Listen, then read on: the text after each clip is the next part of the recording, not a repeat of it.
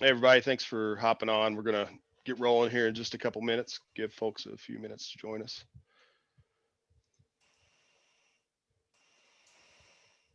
So, you guys, weekend's coming up.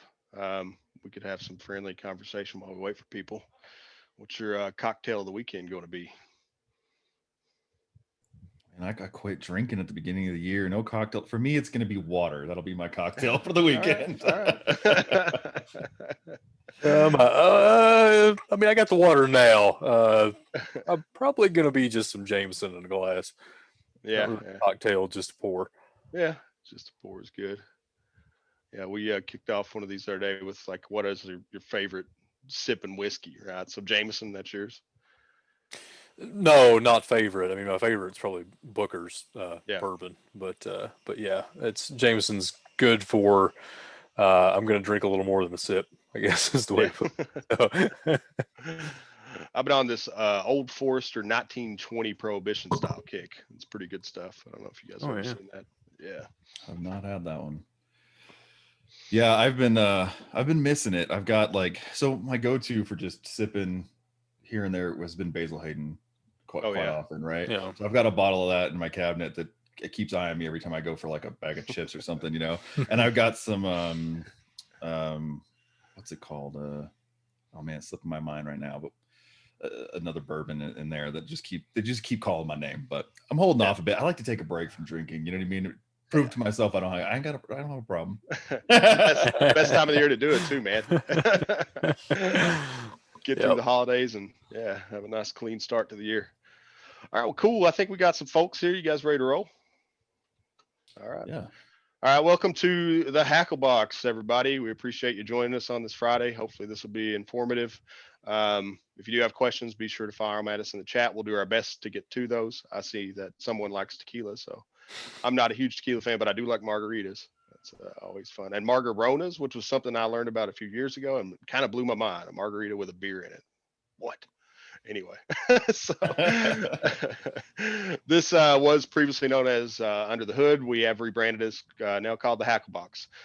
Started a kind of a sister series in the blog too. It's going to be called Fishing with Mink. So stay in tune for that too. We'll be giving you guys lots of good information. We got a lot on the agenda today, as always. We will try to send out some more show notes when we get done, so you guys can have access to that. Likely won't get through all the topics that was on the email sent out beforehand, but we're going to do our best. So let's dig right in. First topic of the day is that the FBI and partners disarm Emotet Malware. It was announced on January 27th that the FBI worked alongside foreign law enforcement and private sector partners as well in a coordinated effort to take down Emotet. So we'll talk through the details of that. I think first thing, let's start with what is Emotet. I wrote a fun joke. Is it an Egyptian pharaoh, perhaps the high priest of the sun god Ra? No, it's a pretty bad malware. uh, Kill myself. Anyway, so we'll just start with a little history of Emotet, and you guys can unmute and laugh at me out loud. It's totally fine. No, I don't want to give you I that. mean, you could see it, so it's good enough. So yeah, Emotet's not new, right? It's been around for a long time. First variant was discovered in 2014.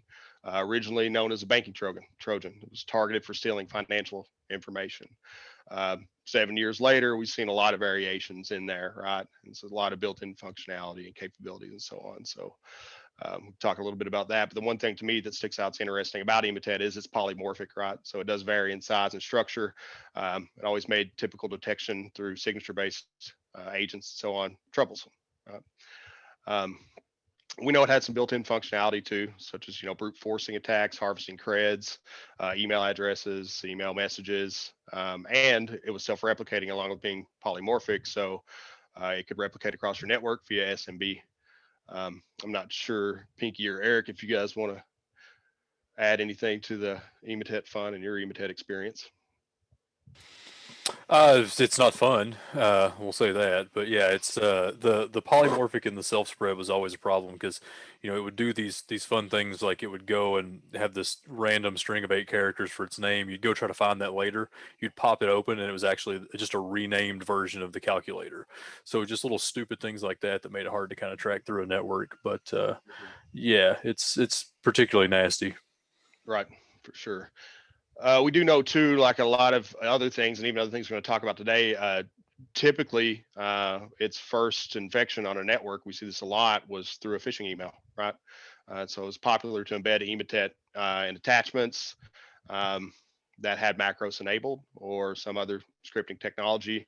Typically, we would see docs, XLS, XML files, PDFs, and so on in most of the cases that we've worked. But usually, too, another thing that's interesting about the Emotet attack chain is typically those emails were something about an invoice, payment details, or a contract or some sort of record that you wanted to look at or you felt like you needed to. So it kind of invoked curiosity and fear both in people, right? Curiosity, if they weren't supposed to get that, they wanted to see what it was, or fear in a lot of cases, like, oh, I've missed an ACH transaction or a financial transaction that we should have processed and I haven't. And so that fear reaction, a lot of people quickly and unknowingly, execute the payload. We do know those macros too abuse WMI to indirectly run PowerShell. Those PowerShell commands, like we have talked about, I think before on here, were typically with Emotet to base 64 encoded. And so why that's important for us from a blue team perspective is even though Emotet may be polymorphic and those signature-based approaches aren't really effective in identifying the Emotet variants, we can identify the encoded PowerShell, right? And so that's something that we use often when we are forensicating in these cases, is looking through those PowerShell logs for encoded commands and so on. Again, though, there's a caveat to that. To be able to see that, you got to have that level of logging enabled. And if you're running OS's previous to 2016 server, it's likely not going to be enabled by default. So you're going to want to make sure that you have, at a minimum, script block logging enabled throughout your environment. And another important thing for Emotet too, to understand, like, is it's the first payload in a series of payloads, right, in that kill chain. So Emotet's the first piece that comes in. They would typically use Emotet to deploy their C2s, right, to use their harvesting tools and so on. But then ultimately that Emotet infection would lead to a lot of times we've seen TrickBot, right, involved in that chain, but eventually lead to a ransom attack, right? So it's one piece in that chain. So now we talk about the background. I guess, it's also important to understand Emotet was one of the most widespread pieces of malware, I think, in the history that we've investigated. There's just a very high rate of frequency of occurrence of that variant throughout everywhere. And so to see that takedown, it was good news. I was happy about that. I do have some reservations and some concerns about how it was executed that we can chat about, but I don't know. How did you guys feel when you seen that? To me, it was I was pretty happy to see that, although I knew they were just going to shift, but Yeah, absolutely. I mean, anytime you see someone be able to get control of something like that and take it down and put in some things in place to remediate that, notify people, things like that, you're always excited because there's a lot of times that you just don't get that, right? Yep. Maybe it fades out over time, something gets better, whatever it is, but it's nice to see a takedown happen. Yeah, for sure. Yeah, definitely agree. I mean, and like you and I were talking, Oscar, we kind of noticed a few months ago a decrease in Emotet related attacks, and I guess kind of we're seeing why now. So yeah, definitely good news on that front. Yep. Yeah, we'll talk about that pattern a little bit more, but like in the last 3 months or so, we did observe Emotet kind of disappear. So I'm assuming this was going on probably a significant period of time before it was ever publicly known. But yeah, we have seen other variants pop up, which we'll talk about a little bit. We're seeing a lot of Lockbit, Soda No Kibbe, and Conti, which is going to be another subject we're going to review today. But a little bit of background about the takeover. I think this is an interesting piece for me, that it was a joint operation, and it was actually announced by Europol. So it was the Netherlands, Germany, the UK, United States, France, Lithuania, Canada, and Ukraine. And to me, that list was really interesting because to be able to take down Emotet, they had to have the collaboration, we know, from the Netherlands for sure, the Ukraine for sure, and then we see an attack surface from Germany often. Those are three countries, the first two, Ukraine and Netherlands, being involved in a very, very high percentage of our attacks.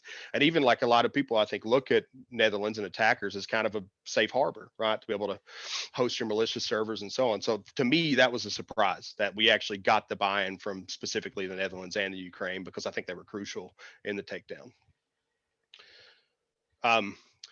So yeah, part of the takeover too includes pushing down a module. So first, let's talk about the takeover, right? So they were able to take over the team servers, the host servers for the command and control framework. So now government owns the controlling servers of all the command and control nodes. And then part of that, they use that power to now push down an update. So if you have an Emotet infected system on your network now, it has received an update from the government agencies. That update essentially includes an embedded module that was developed by Germany that's going to, key word here, and I think this is where we'll get into some good conversation, going to uninstall Emotet on April the 25th. And so here kind of comes into really the confusion that I have, and I think a lot of researchers have too, is why the 3-month gap? Law enforcement has stated that 3-month gap is to give them the opportunity to gather more evidence and also to be able to notify victims and warn victims of their compromise. To me, the 3 months seems a little bit long, but I don't know. What do you guys think about that? Yeah. I don't love it. I'll say that. Yeah. Go ahead, Dory. Yeah. I was going to say, I agree. It does seem a bit long. My initial thought on it is, they should be able to track data of who downloads that or who they've been able to push that module to.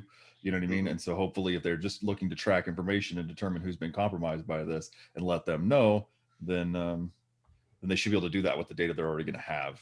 So the question to me the question I have is why would you wait unless is there going to be a problem potentially with that uninstall, with that removal, right? Like the way it's going to handle removing itself or removing this infection from itself, basically, is there potential cause for concern? Or is it going to cause an issue of any kind? Like, are they trying to give themselves plenty of time to reach out to these people, let them know so they can take care of it on their own, so that they don't accidentally cause an issue by removing this, Mm-hmm.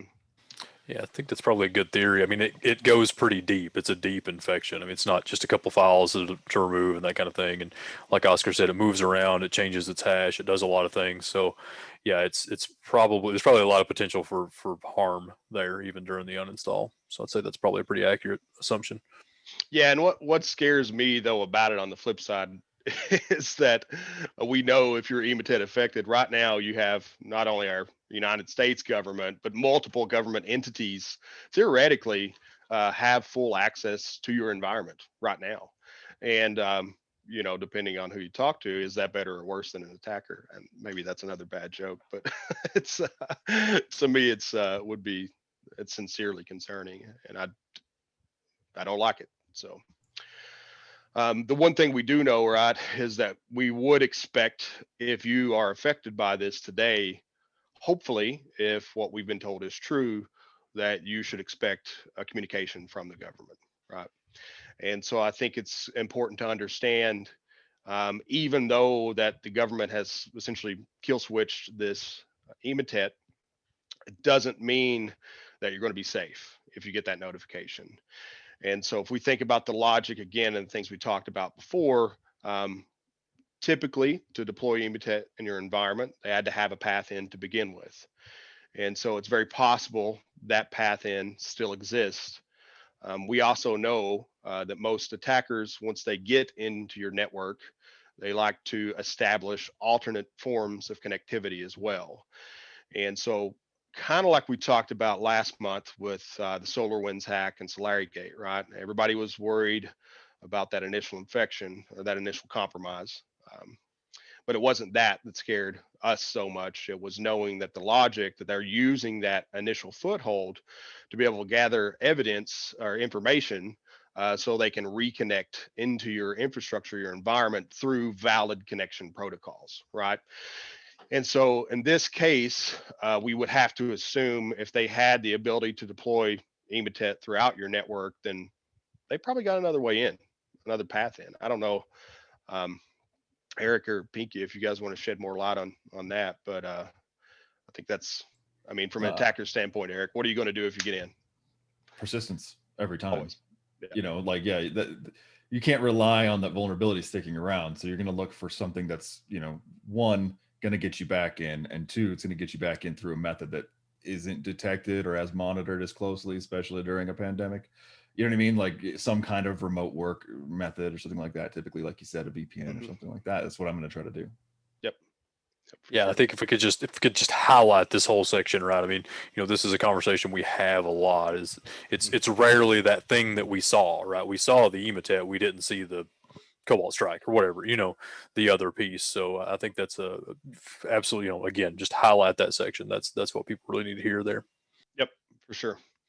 So I guess the moral, the takeaway would be for anyone listening, if you do get that notification, don't assume that that takedown is going to save you. There's likely other gaps that you need to look at and identify those and really just hunt. I mean, that's the thing I would recommend to anyone is do a full hunting exercise and see if you can find how they got in. If you can't, it's probably a good excuse to execute some offensive security, right? Eric's pretty good at red teaming, and I think he would love to help you find those holes too. Definitely. All right, so kind of leading into our next topic there, since we've seen the ultimate demise of Emotet, and we were all so happy about that. As we expected, the attackers are just shifting to other toolkits. Since we've seen Emotet shut down, as Pinky had mentioned a little bit earlier, we've seen rise of, you know, other kill chains and attack chains right now. Soda no Kibi is a really popular one. Lockbit, it's been around for a bit, but it's still there too. And the one that's interesting is a newer player in the field right now. It's known as Conti Ransomware. I don't know, Pink, do you want to give a little synopsis on Conti? Yeah, sure. It's so if you're familiar with Lockbit, it's similar to that, right? It is another self spreader, spreads through file shares, SMB, that kind of thing. And I think one of the big things for me with Conti was that it's a multi-threaded in its encryption approach. So I think it can use something like 32 threads if you have them available, so it can encrypt really fast. I know some of the attacks we've seen, you know, it's not the traditional, you see encryption happening over a day or two or whatever on a server. It was like it started that day and then they were done. So it's pretty gnarly in that regard. It's also, you know, another one of these that they specialize in data exfil and extortion. So that's always the scary part. And really, you know, a lot of these are transitioning into that at this point because, you know, I mean, honestly, I think through the work of security folks and good practices from customers and clients, you know, doing our backups and making sure we have those air gapped and we have a way to recover if we do get hit with ransomware, you know, honestly, it's kind of cut into these guys' business. So they've had to find another way to profit. And if they say, hey, I've got your data, I'm going to release it, you're in a protected industry, you've got to pay. You have to find some way to deal with that. So I think those are kind of the highlights there. I don't know if you had anything else to add to it there, Oscar. Yeah, I mean, I think you hit on everything. The big thing, right? It's fast. It's really fast, and we've seen that, you know, in a case that we're actually working right now. They were able to hit about 750 nodes, fully encrypt them in just a couple of hours. Also, the self-spreading seems to be way faster than what we observed. We talk about Emotet self-spreading, but I haven't seen Emotet be able to successfully spread and hit that high of a percentage of an enterprise that quickly, right? And so those are two things that really scare me about this piece of malware right now. And yeah, you're right. The doubling down on extortion, right? That's really what they're doing. They're going to extort you for funds, and they're going to extort you and prove they have your data. But you're exactly right. I think the reason being is we are doing a better job. People aren't paying those ransoms as much, hopefully, because they're, you know, listening to good advice out there on how to not have to pay those ransoms. So I do hate to see that, and it's definitely making our world a little bit trickier. One thing I think that's important too is we observed in cases we're working execution of zero logon attacks. And so, you know, that's another indicator. I don't know, Eric, if you want to give everybody a 2-minute high level of what zero logon attacks are. Hey, real quick, I hear there's a great article out on the FRSecure. I hear there's a fantastic one. Yeah, These and guys actually wrote. Yeah, and I believe we actually very, very briefly covered it last Hackle Box, if you will. But you know, essentially what it comes down to is there's a vulnerability in the net logon that allows you to set the machine password for a domain controller and gain access to that domain controller, which if you have or access to a domain controller at an administrative level, you're going to be able to dump, NTDS, NTDIS or whatever, grabbing all the hashes for the entire environment and various other issues potentially at that point. Obviously that's bad. Yeah, and that's kind of the high level on it. Yep. Cool. On this one too, I just want to say on Conti, correct me if I'm wrong, because I'm not as familiar with it as you guys are, a lot of these threats, but this one actually does its automated lateral movement before doing any encryption, right? So, and then encrypts all at once, just across the board or something, for the most part? Yeah, exactly. So it'll laterally move and then engage the encryption all at once. Yeah, which makes it even more of a shotgun, like just a complete catch you off guard. I think that's why it seems even it's really fast, and then it seems fast because of that too, right? So. Yep, for sure. Yeah, the other thing that was interesting about this one, and I don't know a lot about this backdoor yet, honestly. We're researching this now in a case we have, but they mentioned a new backdoor known as Bazaar. Mm-hmm. So that is something new. I can say in the case that we're working right now, we did identify Cobalt Strike as well. So what we've seen and kind of the attack overview here is they'll use that initial backdoor to deploy the Cobalt Strike beacon. And again, going back to what we were just talking about, right? Persistence. So if something happens and, if you are able to recover without paying them the ransom, their hopes are they're still going to have persistence in your network. They'll come right back in and stage another attack. Yeah, I imagine, again, I haven't looked into the Bazaar backdoor, but I imagine that's exact purpose is persistence, right? Yep. To deploy the other C2s or whatnot in the environment. And I think I read that it's also typically a phishing PDF on a Google Drive, right? So it's one of those very well known, but works very well, very effective phishing campaigns that we're seeing. Yep, for sure. And in the case we're still working back to that initial ingress point, but we do know it at least started from a workstation, which indicates to me they were likely a victim of a phish. And kind of going back to, to talk what we were talking about before with Emotet being shut down, we just talked about, right? Their primary foothold typically comes through that phish. This is another sign. There has been, intelligence right now that the TrickBot gang, who was a big user of Emotet, has now shifted to Conti. And so we're seeing that same Emotet kill chain applied in Conti here. And so I guess it's a bit defeating. We go back to Emotet and say, oh, it's awesome they shut down Emotet, but it's a little defeating because we realize that, we're not able to move as fast. They're just going to shift to another toolkit. And there's tons of other toolkits out there where those APTs can essentially reach their same goals. Yeah, and while this one's not polymorphic or anything like that, right? It has a decent amount of development in it, right? Like it's had a few different variations over the last year, I believe. So yeah, I think there's 3 different variants right now that have been discovered. It looks like they are focusing on improving that continually. Okay, cool. So moving on to another thing we're going to share with you guys after this is Cisco Blog Talos Intelligence actually released what they called an interview with a Lockbit ransomware operator. It's a really interesting interview. Lots of valuable insights can be gained. And lots of our assumptions, I think, are confirmed when reading that too. And I think we'll talk a little bit about that. He's a Lockbit operator, allegedly is self-taught. The big thing to me that stuck out with the article, and you guys chime in here too, is that he uses well-known attacks, right? He likes using Mimikatz, PowerShell attacks. They don't rely, he was very adamant, like it doesn't rely on 0 days, doesn't rely on sophisticated attacks. He's looking for the low-hanging fruit. And I think that's something we've talked about in every one of these sessions so far. And so I think I'd like to chew on that a little bit,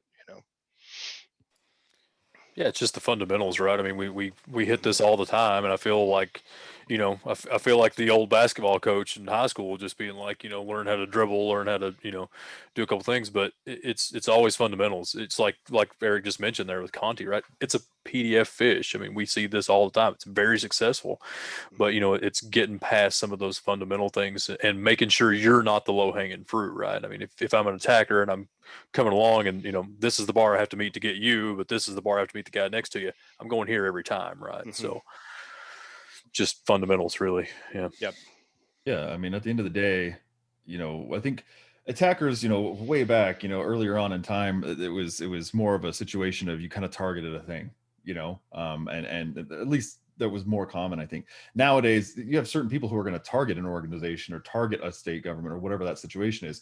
But your average person who's looking to make some money isn't looking to spend thousands of hours developing a new zero day to try to use, or I mean, they don't have to, so why would they? And then the other opposite side of it is they're also not going to go out and buy one to use, because that just eats from overhead, right? Essentially, at the end of the day, use the things that you know work, throw it out, shotgun blast, whatever you get back.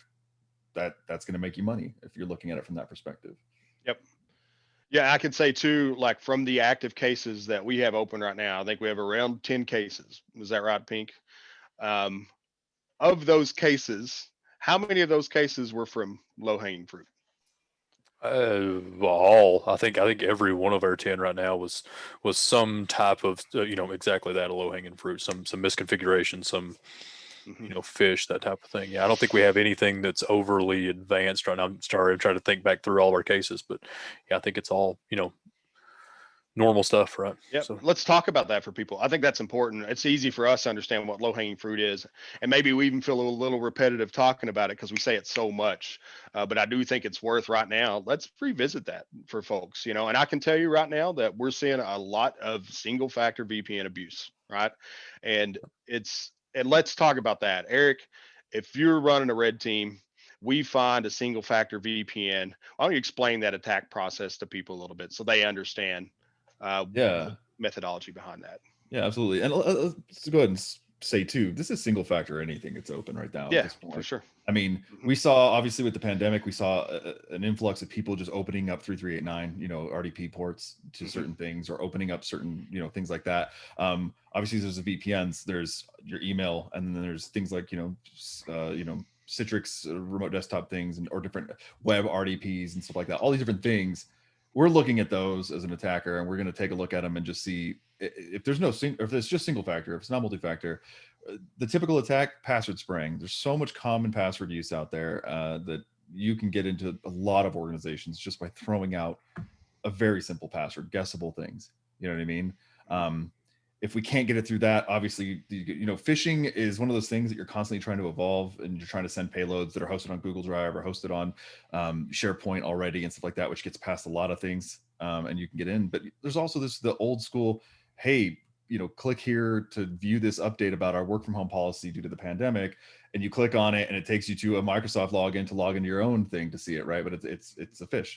And so we get the credentials. Once we have the credentials for the email or whatever you think you're logging into, we're just going to try them everywhere. We get into the VPN, we're in. Commonly, you're syncing everything up. That's domain credentials. So then we're going to port scan for 3389 in the environment and see if we can RDP to a machine and look like we're one of those work from homes that just got on the VPN and is RDPing to the machine to work. Once we're in there, we're going to start to enumerate using just living off the land tools and seeing where we can go. At no point in any of that I run an executable that has a signature or that is going to be a known heuristic you need to look for the most part. You can track certain things by IP access and things like that, but as these guys have seen recently, there's been potentially situations where someone's proxying their connection into a nearby state or the same state to gain access to these things, and it looks like, there's no reason to believe it wouldn't be an employee working from home. Yep, exactly. So talking about that with people, I think backing up too, some folks may say, well, how are they going to figure out my username structure? And I think you hit an important point there. Typically, it's probably the same as your email structure. It's pretty easy for us to harvest email accounts.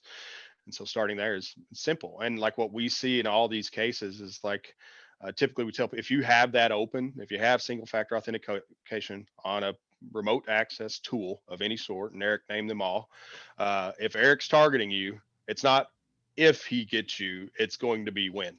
Would you agree with that, Eric, given enough time? Yeah, for the most part. Like we're actually doing an external this week right now where that we know, just because actually it's a red team, so the internal's already kind of kicked off to some extent through another means, but some of the external still taking place. It's kind of hand in hand, and we happen to know now, after seeing some of the internal environment, that this client has 14 character minimum passwords. We might not get in on the external through the spraying and stuff like that because of that, right? That kind of stuff can definitely help. But why have something that helps? Have layers, multiple layers. Yeah. And one quick note on the username structures. Another thing that we use for username structures, and if you've done a pen test with us, you'd know that. But if you haven't, you wouldn't. Maybe you might not have heard it. But a lot of things we look at are data leaks in files, right? Taking a look at the metadata in files that you've uploaded to your site, who created them, and did they create it with, like, maybe their name is, susan.smith@yourdomain.com, but when we look at the actual metadata in the document that she posted from marketing or whatever, it's actually S Smith or it's Susan S, right? And so once we have that, we're going to go ahead and go, oh well, it looks like actually internally they might use this username structure, so we're going to attack that. Not to mention we can just make a file out of every variation that we typically see. So right. Yeah, so I think the moral of the story here, and we keep talking about it, and if you have remote access tools to your environment that are on single factor, make a plan to get those to multi-factor now. And like Eric said, the 14 characters would make it harder, and that likely the only reason we wouldn't get in is because we're in a time box scenario and we're the good guys. The bad guys targeting you are not in a time-based scenario, and we've seen that before. We come into an incident where they've had this insecure protocol open to the internet for over a year, and we're scratching our head saying, how did it take a year to get here? But on the flip side, it isn't that how did it take a year, it's that it did happen, and that logic continues to apply. If you have those available, it's not if, it's when. Sometimes we're surprised it takes as long as it does, but it's going to happen sooner or later. So yeah, continuing on that, the topic about the interview with the ransomware operator, the other thing I thought was interesting too is that he noted that hospitals were an easy target, that they pay not only an easy target, they pay the ransom 80 to 90% of the time. Reason being is because hospitals have to be operational, right? They don't have, and even most businesses don't have the luxury of an outage, but people's lives aren't in your hands, right? So it's a little bit different if you're running a logistics company or if you're running a manufacturing company and you can't operate for a few days, you're losing revenue, right? But on the flip side, you're not losing human life. And so you have to think about those things too when an attacker is determining who to target. It's just like, Pinky had described a few minutes ago, these folks are primarily monetarily driven. And so they're going to look for two things. Where's the easiest target to get into? Who's the most likely to pay me? And that's the primary motivator. And I think you learn a lot about that through just casework, obviously, the things that we see day to day. But hearing this guy's recollection or his thoughts on that, it is rather interesting. I would suggest you folks take a read. But the one thing he kind of goes against some things he said later, because he does say he has an ethical code and he doesn't like to target some specific entities, healthcare as well as education. I think he calls it out too. And then, Eric made a really good point, right? If you're just looking for low-hanging fruit, you're spraying, how do you always know? Right? So does he actually get into a hospital and be like, oh, I didn't realize this is a hospital. Let me back out and uninstall all my tools right away. yeah, it goes back to saying like a lot of these things are targeted. He's not going, oh, I don't want to target this one because it's this education, it's a school, or it's a healthcare facility, right? It probably just blindly sending out a lot of stuff in general, right? So just throwing it out and seeing what comes back. And at that point, are you going to be like, well, I'm in, but it's a school, so I'm going to back out? I mean, I don't know. Don't know if that's happening. It's one thing to say you do that to try to save a little face in an interview. It's another thing to actually do it. It's hard to say. Right. I can too just echo without going too deep into it.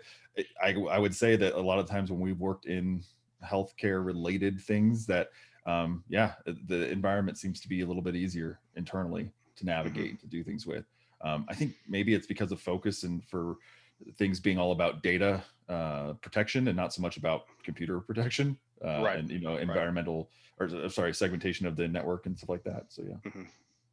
Do you think the technologies at play in those situations have anything to do with that too? Maybe like just having the technologies operational is a primary concern too, right? And so if you add layers of complexity to those technologies, then maybe it could have an impact on if you are operational at that level. Yeah, I'd say the technologies definitely have a play. I think there's budgetary constraints. I would want to say, obviously, I haven't worked in those environments. I've done penetration tests in those environments. I've worked in scenarios where I'm actively engaged in those environments, but I haven't actually worked on the staff level of one of those places, so I can't say for sure. But it seems like there's budgetary constraints maybe that are just they're so focused on one area that they don't get to have some of the technologies, and honestly, the staff shortages in those areas too, from what I'm seeing in a lot of medical areas, is when I typically am dealing with teams that and trying to educate them on some of the findings that we found and stuff like that. It seems like they're kind of short staffed a lot too. Yep. So, kind of continuing on with the idea of the attackers having a moral code, even though that this attacker kind of says a few things, maybe go against himself, some attackers do apparently have a moral code. We've seen this week that ransomware variant known as Fonix actually shut down all their operations, and they released their master decryption key. Fonix isn't as popular as some of the other variants we've talked about before. Did pick up some steam last year, but still interesting to me. This piece to see, and specifically, the author and the controller put out a statement on Twitter, just noting that, hey, we're shutting this down. We've actually deleted the source code as well, so no one else should be able to use this package to execute any further attacks. And he did note too that some of the team members disagreed with the decision, right? But he was doing it anyway, right? And so that's kind of interesting to me. So it's kind of like we talked about before. Emotet got shut down, but the attackers didn't get shut down.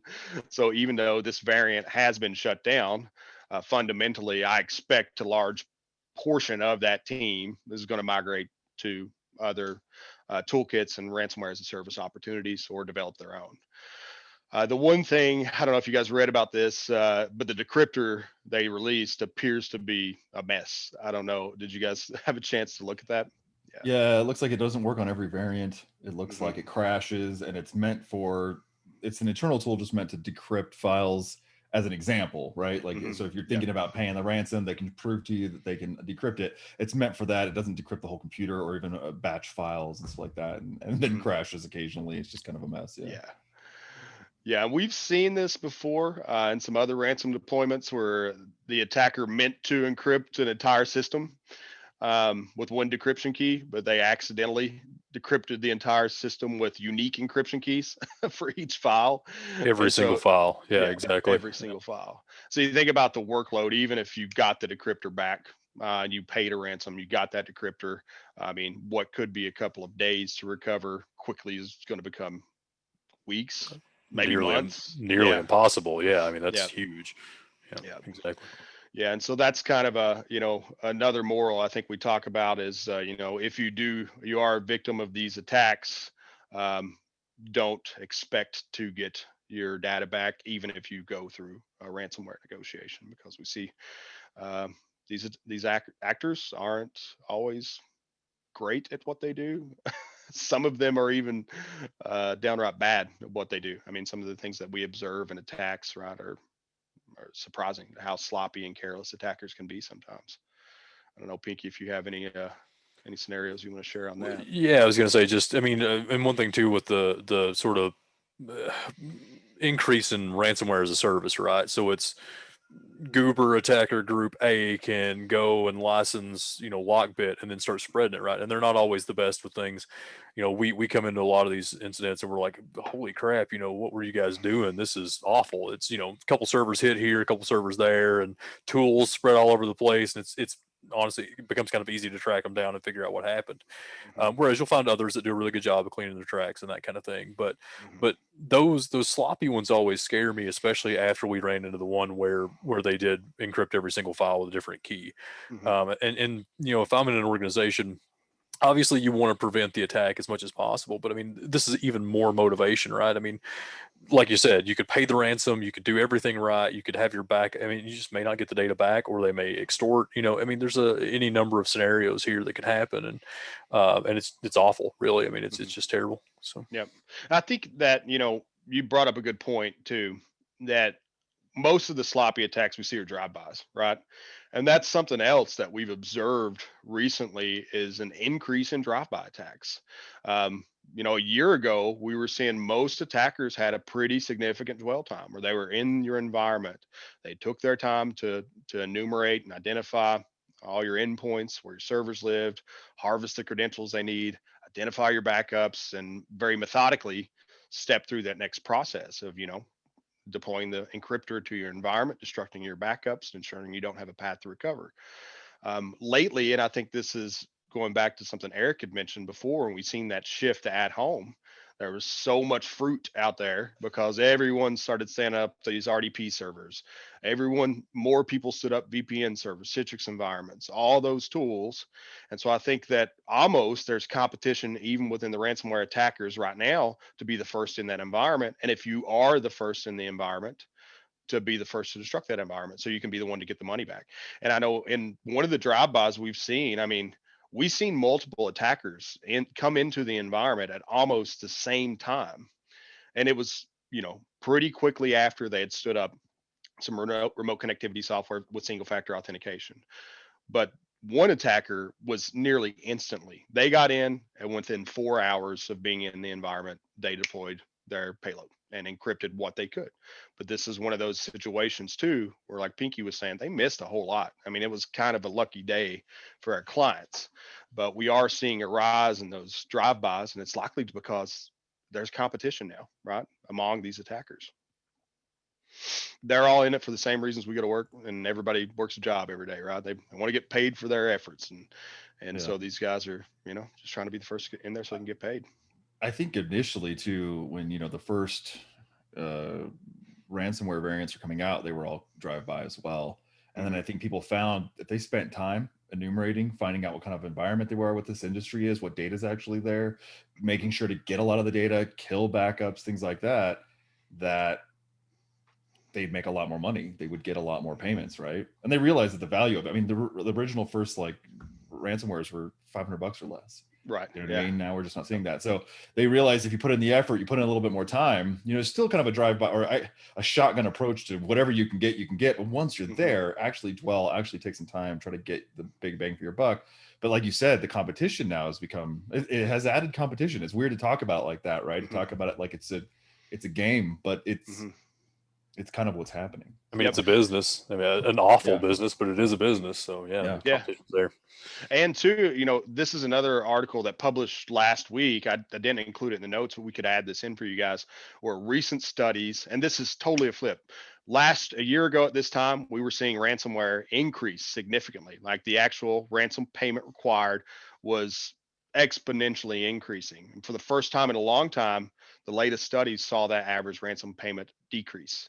So as we see increased competition, it's actually driving the value of that down.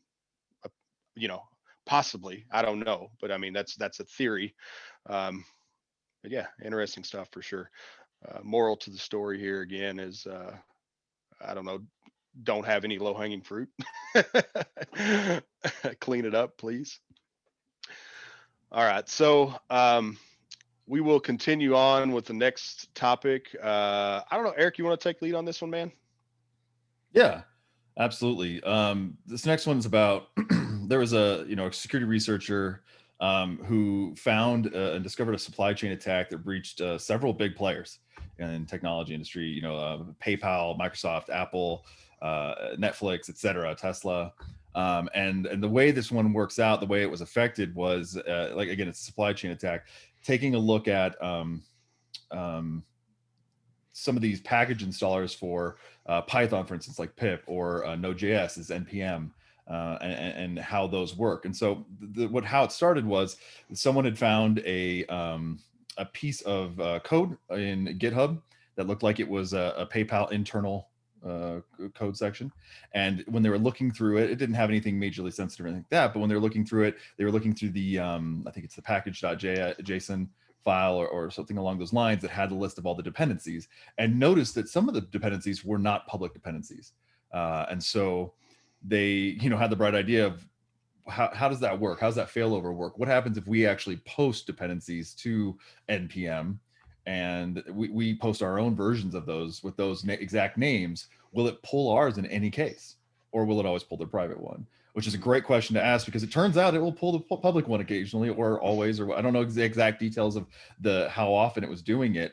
But that's how they were able to do this. And so they used names that were being used internally in these different places. And it was over 35 different companies that they compromised, but obviously I just listed off the big ones. But really neat. Now, the payload for this was just something to call back out, kind of give a little bit of information of, hey, this is like the network I'm on, the computer I'm on, et cetera. Nothing malicious, just to, for discovery. And I thought it was a very neat way to kind of figure things out. A good question to ask from a research perspective, and made me ask why it would ever reach out publicly before internally for a name. I mean, if you have an environment where you're going to have private modules and public modules, don't you want it to check private first and then fail over to public, or maybe never? I don't, it's hard to say, but yeah. What do you guys think? I was gonna say, I think the thing that hit me with this one too, I totally agree with that.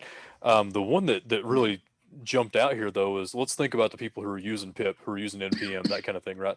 These are developers. These are software developers in your company. What do developers always have in every company? Anybody? Local admin. They always have local admin. So, and as Eric can run down and tell you, right, he needs one compromised machine with local admin, basically. And so that really scares me a lot. And just with this specific example, I mean, there are lots of things that this could branch off into, but if you've ever done any software development at all, if you need a package, bam, pip install whatever, if you're using Python, and you move on. So it could be really destructive.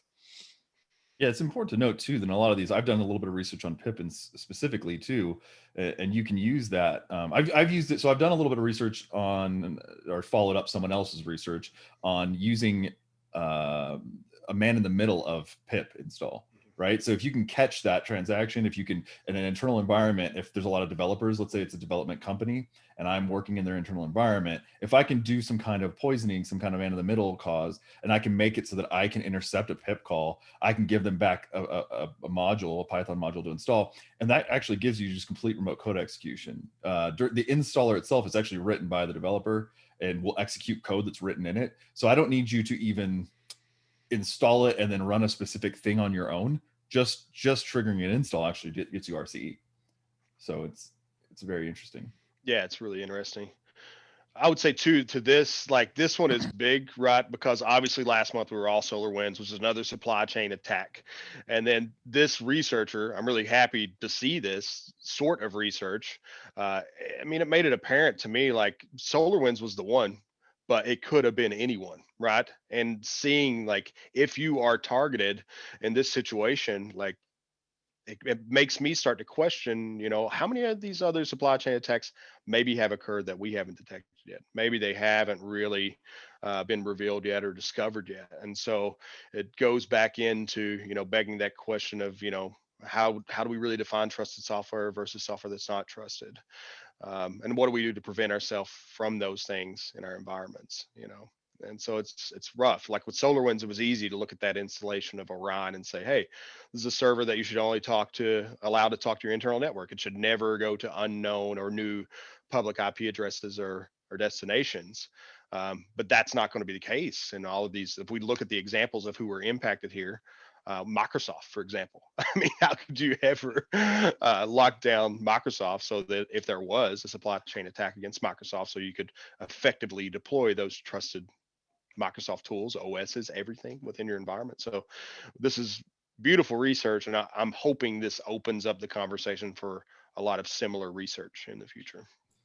Yeah, something that stemmed for me that we were talking about before we started this webinar up was that what does this look like for, and maybe there's an article already out there that I haven't read, but for, typo squatting these types of right. these modules, right? Like if you're used to installing, Pi crypto, and is there a Pi CYRP, like PTO one out there for if I typo it, and is that malicious? And how many malicious actors have already kind of taken advantage of these maybe that are out there? Right. So something to kind of keep in mind, and it'll be interesting to see that landscape there too. Sounds like a fun research project for you, man. Yeah, because I got a lot of time.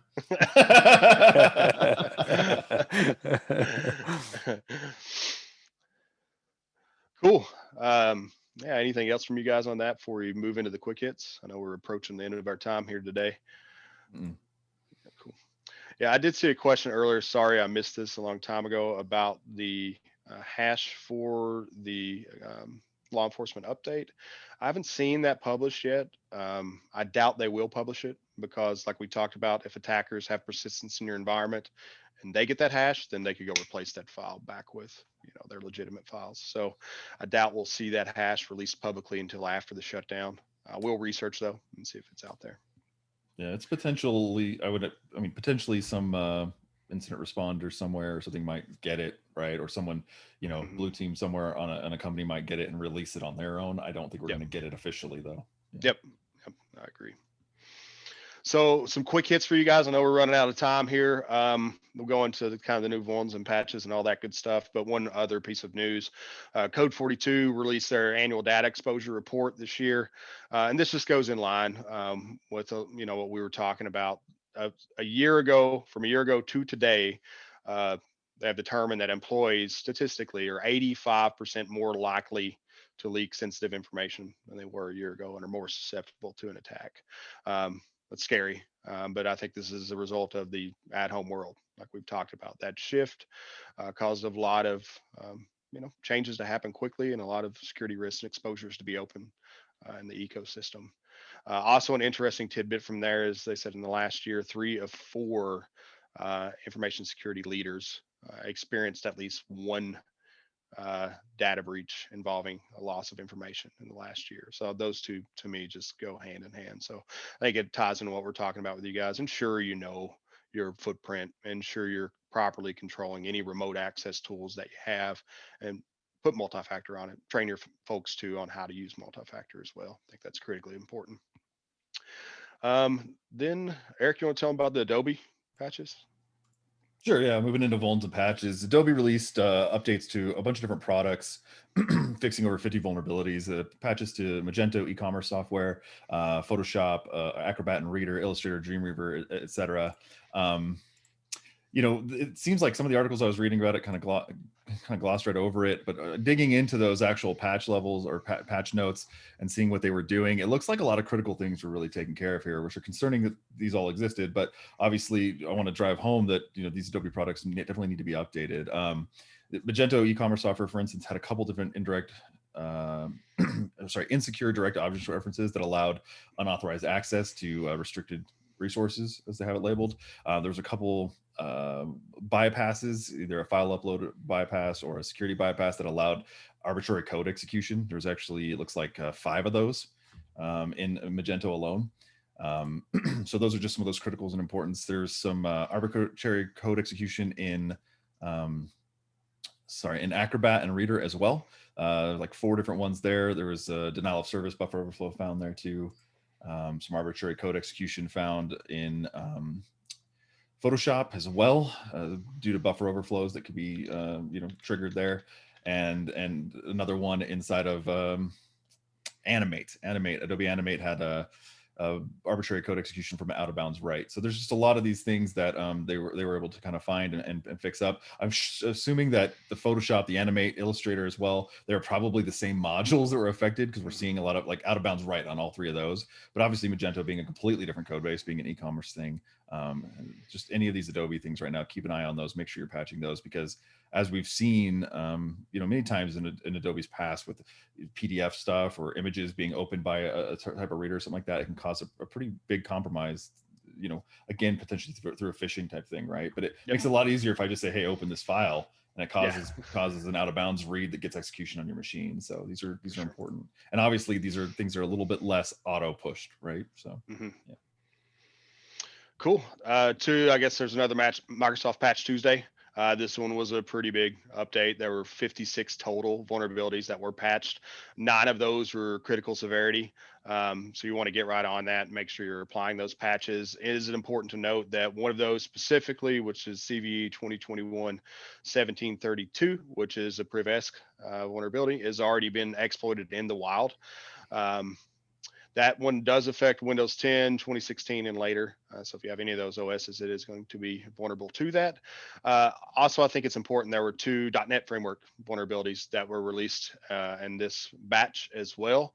Want to call those out because those are not going to be included in the standard Windows 10 rollup patch.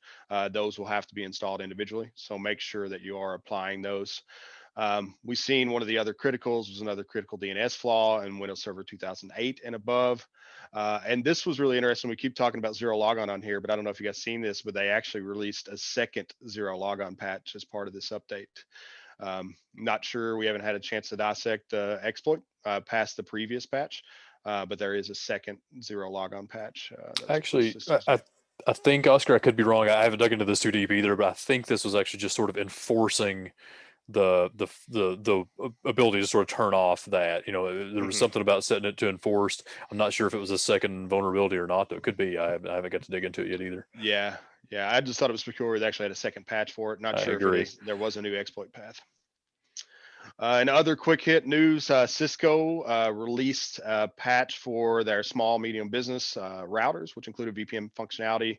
RV340, 340W, 345, and 345P are not affected. Any other SMB router from Cisco supporting VPN, you should consider affected. And so this was a remote code execution vulnerability on those VPN routers. If you're using any of those small SMB VPN devices, get that patch, update it right away, because we expect that will be exploited soon if it's not already being exploited. There was a 0-day discovered in Google Chrome as well. We'll send you guys a link so you can research this a little bit more. I don't know that they have released a fix for that yet. I do expect that will be coming soon. I urge you to familiarize yourself with that. And then finally, another day, another WordPress vulnerability. Who's surprised by that? This was in the pop-up builder. So there was a flaw in that affects, according to Shodan data, nearly 200,000 publicly available sites right now. It's affects versions 3.71. So if you are running WordPress, I would advise you to check that out. Make sure you get those patches applied right away. All right. I think that's all we got for today.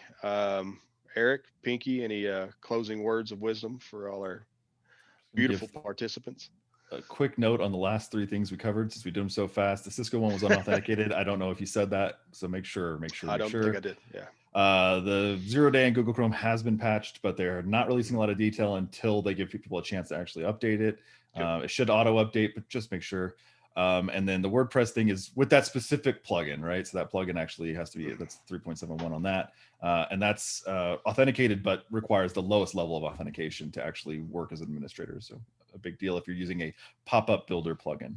Yep. Thanks for that. I'm not wise, so no words of wisdom for me.